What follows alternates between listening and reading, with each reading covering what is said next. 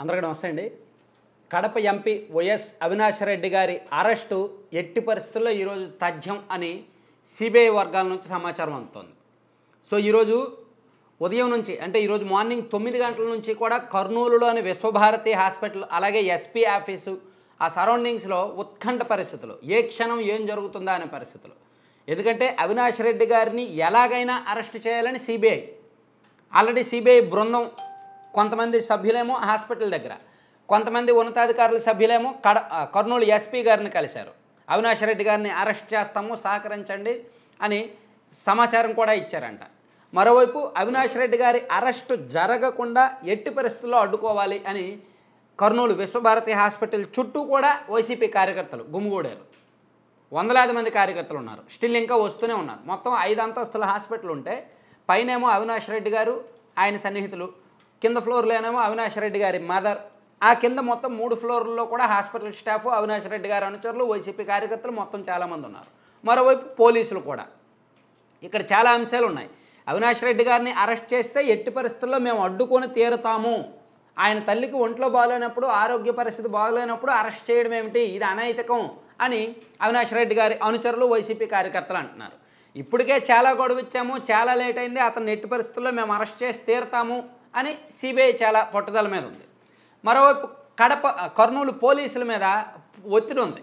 ఎంతైనా అధికార party MP, అధికార పార్టీ నుంచి ఒత్తిళ్ళు ఉంటాయి. సో మేమేమి చేయలేము, మీరు ఏం చేస్తారో చేసుకోండి అని పోలీసులు కూడా నిస్సహాయతగా ఉండేసరికి సిబిఐ అధికారులు కేంద్ర బలగాల కోసం ప్రయత్నిస్తున్నట్టుగా మనకి తాజాగా ఒక సమాచారం వచ్చింది. ఎందుకంటే అక్కడ అరెస్ట్ చేస్తున్నప్పుడు పెనుగులాట జరగవచ్చు, అవినాష్ రెడ్డి గారిని అరెస్ట్ చేయనివ్వకపోవచ్చు, ఆయన అనుచరులు అడ్డుకోవచ్చు, అక్కడ కొంత శాంతి భద్రతలకు విఘాతం కలగవచ్చు. సో ఆ టైంలో కేంద్ర బలగాలు ఉంటే, పోలీసుల సహకారం లేకపోతే సిబిఐ వాళ్ళు ఏం చేయలేరు.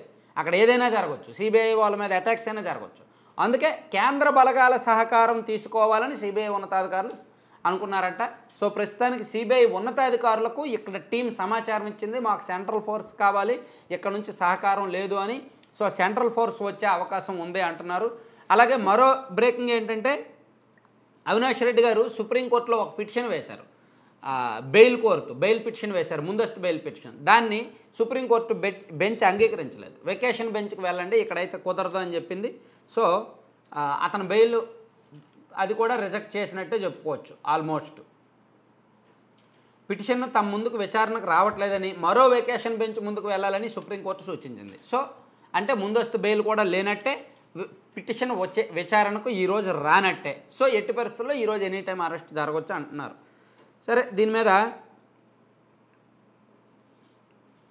ఈ మొత్తం వ్యవహారం మీద క్రిమినల్ న్యాయవాది, మొత్తం ఇటువంటి న్యాయ పరిజ్ఞానం పుష్కలంగా ఉండి, అలాగే వివేకానంద రెడ్డి గారి కేసును మొదటి నుంచి ఫాలో అవుతున్న ఉమేష్ చంద్ర గారు, హైకోర్టు న్యాయవాది, ఆయన అభిప్రాయం ఏంటి, లీగల్గా ఏం జరగవచ్చు, సిబిఐ ఎటువంటి అడుగులు వేయొచ్చు, పోలీసుల సహకారం లేకపోతే ఏం చేయొచ్చు అనేది మొత్తం వ్యవహారం మనం ఆయనతో మాట్లాడదాం. లైవ్లోకి తీసుకుంటా.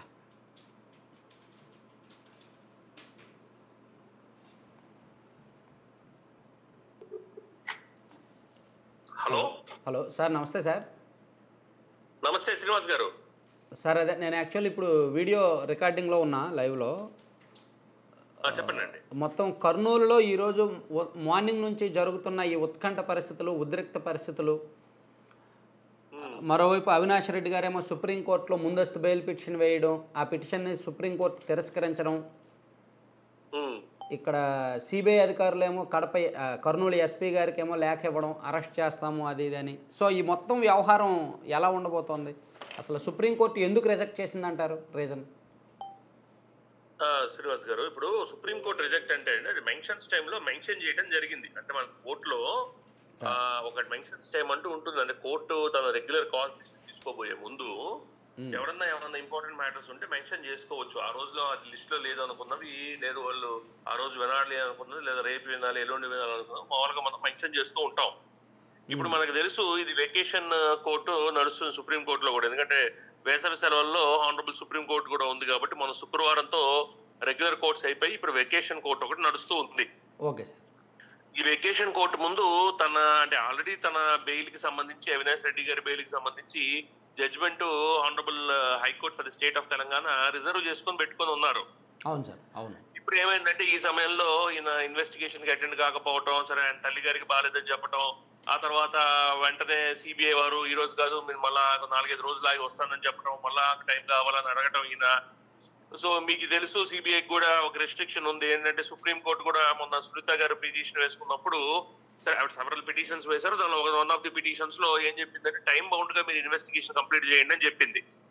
మన 36/2023 నాటికి ఆ టైం కూడా ఎక్స్పైర్ అయింది. మొన్న మెన్షన్ చేసుకుంటున్నప్పుడు ఆ టైం ని కూడా ఎక్స్టెండ్ చేయమని ప్రే చేయడంతో honourable supreme court of India bench కూడా ఆ రోజు టైం ని కూడా ఎక్స్టెండ్ చేశారు.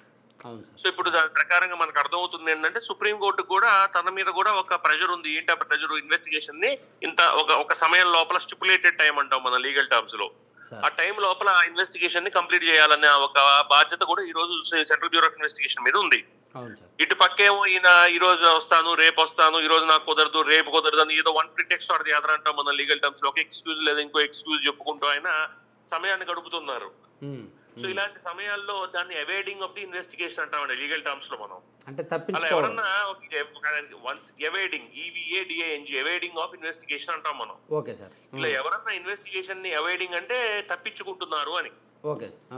ఇలా ఎవరన్నా ఇన్వెస్టిగేషన్ కి తప్పించుకుంటున్నారు, దానికి ఆయన ఏదైతే ఆయన నోటీస్ ఇచ్చారో ఆ నోటీస్ తగ్గట్టు వాళ్ళ ఇన్వెస్టిగేటివ్ ఏజెన్సీ ముందు ఆయన అపియర్ అవ్వట్లేదు, ఇక్కడ మనకి central bureau of investigation CBI ముందు అపియర్ అవ్వట్లేదు అనుకున్న సమయాల్లో వాళ్ళకి ప్రెరోగేటివ్ ఉంటుంది. ఎవరైతే ఉన్నారో వాళ్ళకి అధికారం ఉంటుంది ఆయన అరెస్ట్ చేసుకునే అధికారం. సరే, అంటే ఇక్కడ నాదొక చిన్న డౌట్. యాక్చువల్లీ అవినాష్ రెడ్డి గారి మదర్కి ఆందోళనకరంగా ఉంది పరిస్థితి అని హాస్పిటల్ కూడా ఒక రిపోర్ట్ రిలీజ్ చేసింది ఇందాకే, జస్ట్ ఒక హాఫ్ అన్ అవర్ బ్యాక్. మరి ఇటువంటి పరిస్థితుల్లో సిబిఐ ఏమైనా పరిగణలోకి తీసుకుంటుందా? ఆందోళనకరంగా ఇవన్నీ హ్యూమానిటేరియన్ గ్రౌండ్స్ అండి. ఇవన్నీ మామూలుగా మన ఒంట్లో బాగోపోయినప్పుడు అరెస్ట్ ఎలాగో చేయరు, ఎందుకంటే మన మెడికల్ ఎగ్జామినేషన్ చేసిన తర్వాత అరెస్ట్ చేస్తారు కాబట్టి సెక్షన్ 54 ఆఫ్ ది సిఆర్పిసి అది స్టిపులేట్ చేస్తుంది.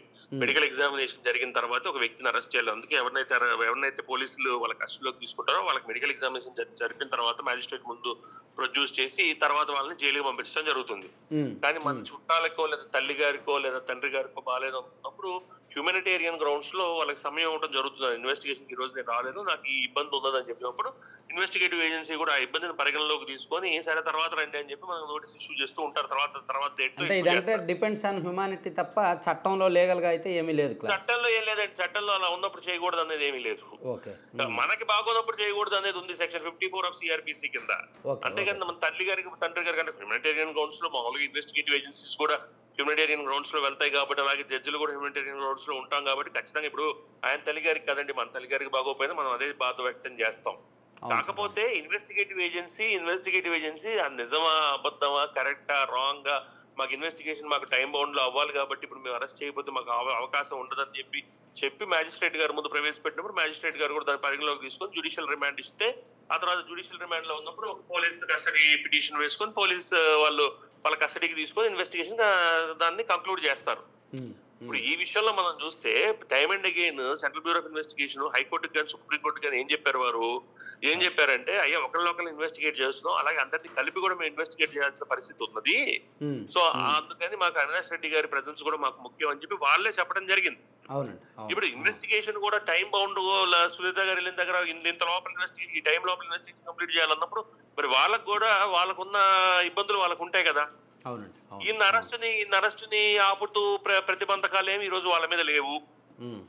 సో అలాంటప్పుడు వాళ్ళు మరి ఖచ్చితంగా వాళ్ళని కస్టడీలోకి తీసుకోవాలి అని అనుకొని ఇన్వెస్టిగేషన్ కంప్లీట్ చేయాలి, అలాగే మిగతా వాళ్ళందరితో కలిసి ఇతను విచారించాలి అన్న ఇప్పుడు మాకు ఆవశ్యకత ఉంది అనుకున్నప్పుడు సో మరి వాళ్ళకి ఉన్న వేరే ఆప్షన్ ఏంటి? నేనేమో నేను రాలేదు, నాకు ఈ రీజన్ ఉంది ఆ రీజన్ ఉంది, సరే మా తల్లి గారికి బాగాలేదు, సరే బాగుండకపోవచ్చు, మన దాని గురించి మనం మాట్లాడాల్సింది ఏం లేదు, సరే ఏదో ఒక రీజన్ చెప్తున్నప్పుడు మరి ఇన్వెస్టిగేటివ్ ఏజెన్సీ మరి చట్టపరంగా ఎటువంటి అతనికి ఎటువంటి మన ఇది మన ఎటువంటి సుప్రీంకోర్టు కానీ హైకోర్టు కానీ ఎటువంటి రిలీఫ్ ఇవ్వనప్పుడు ఇంకా అలాంటి సమయాల్లో మరి సిబిఐ కూడా ఏం చేస్తుందని కస్టడీలోకి తీసుకోకపోతే ఇన్వెస్టిగేషన్ ఎలా జరుగుతుంది? మనమే అంటుంటుంది ఇన్వెస్టిగేషన్ సిబిఐ ఇన్నాళ్ళతో తాత్సారం చేసింది, ఎందుకు ఆగింది, ఇన్నాళ్ళ పాటు ఇన్వెస్టిగేషన్ ఎప్పుడో ఇతను అరెస్ట్ చేసి ఉండాల్సింది కదా. ఇక్కడ నా నెక్స్ట్ డౌట్ అదేనండి, మన వ్యూయర్స్కి కానీ రాష్ట్రంలో చాలా వర్గాలకి సిబిఐ మీద కూడా కొన్ని అనుమానాలు ఉన్నాయి. ఎందుకు ఇన్నాళ్ళు అరెస్ట్ చేయట్లేదు, సిబిఐ ఎందుకు కావాలని లేట్ చేస్తోంది అనే కొన్ని అనుమానాలు ఉన్నాయి. సో దీని మీద మీరేమన్నా ఈ అనుమానాలకి నిర్వృత్తి చేయాల్సిన లేదా దానికి సమాధానం చెప్పాల్సిన బాధ్యత ఖచ్చితంగా సెంట్రల్ బ్యూరో ఆఫ్ ఇన్వెస్టిగేషన్ మీద ఉంటుంది.